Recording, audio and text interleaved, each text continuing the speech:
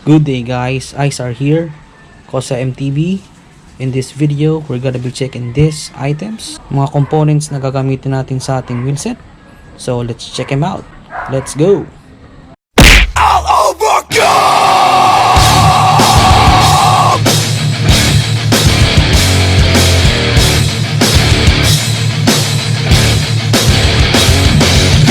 Alright guys, so welcome dito sa episode 4 ng mountain bike build series natin.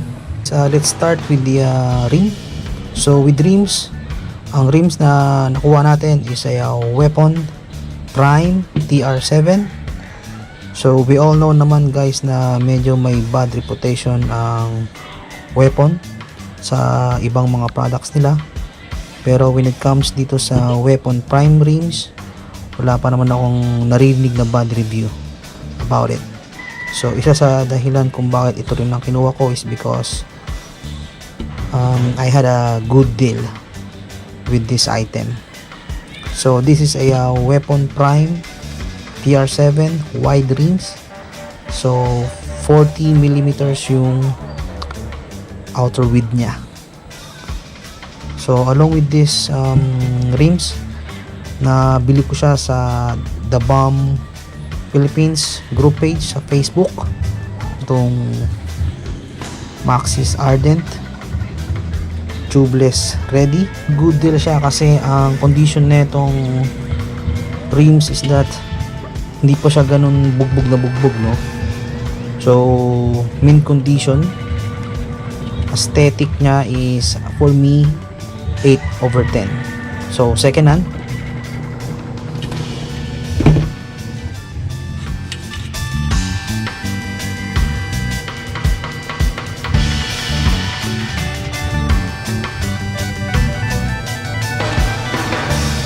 Kasi isa pa sa dahilan kung bakit itong wheelset na to ang kinuha ko is because malapit lang kasi siya dito sa lugar namin. Taga Santa Maria lang kasi nagbenta nito, so malapit lang dito sa amin, kaya ginrab ko na rin siya.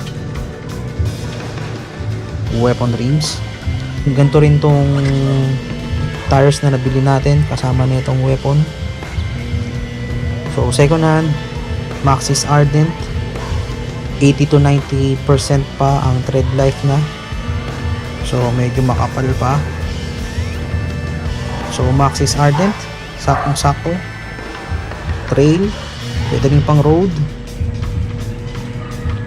27.5 2.40.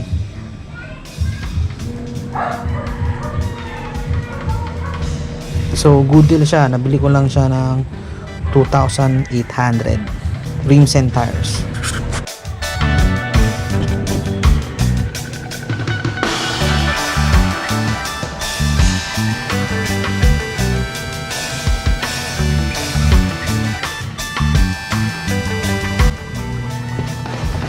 So meron din tayo dito spokes and nipples.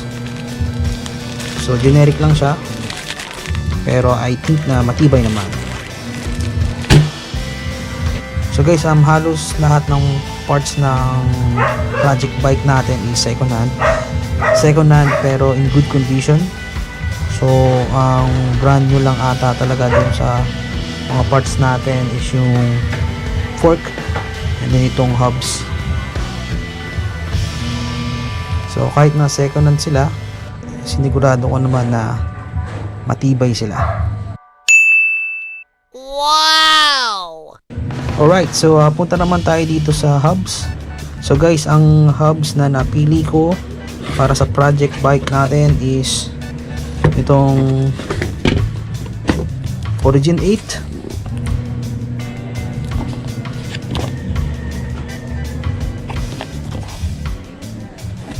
So buksan natin siya.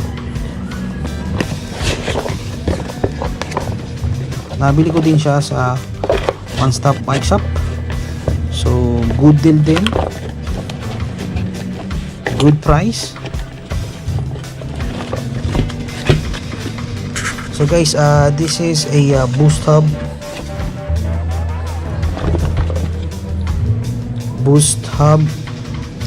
boost front, and then boost din yung yung rear hub.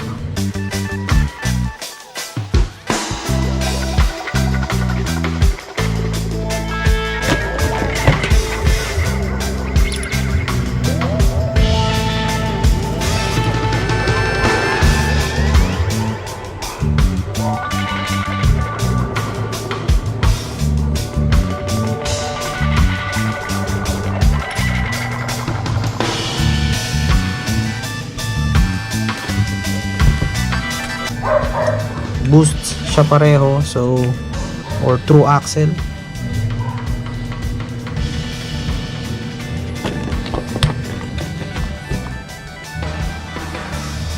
So check natin yung tunog niya.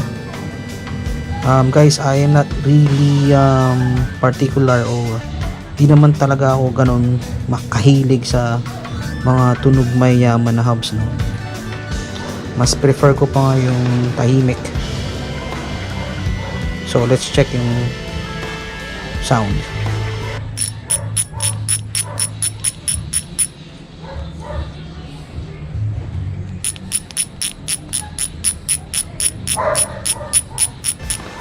So hindi naman siya ganun kaingay. So guys, napaka-onting information lang ang meron neto sa internet. But so far wala pa naman ako naririnig na bad reviews dito sa Origin 8. So if you are in a budget for boost hubs, Origin 8, I think okay naman to.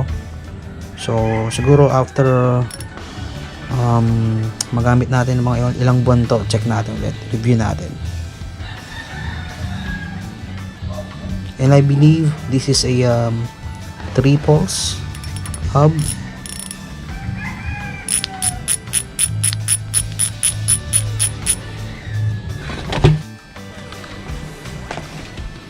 So this is it guys para sa wheelset natin. Weapon prime rims, Maxxiss ardent tires, 27.5, 2.40, Origin 8 boost hubs, and some generic spokes and nipples. Alright mga kosa, so medyo excited na ako sa susunod na episode natin, no?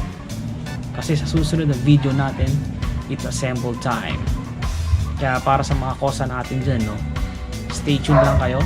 At para dun sa mga hindi pa nakapag-subscribe, subscribe now. So guys, see you sa ating susunod na episode. Just like what I'm always saying, if life sucks, go ride your bike. Chill!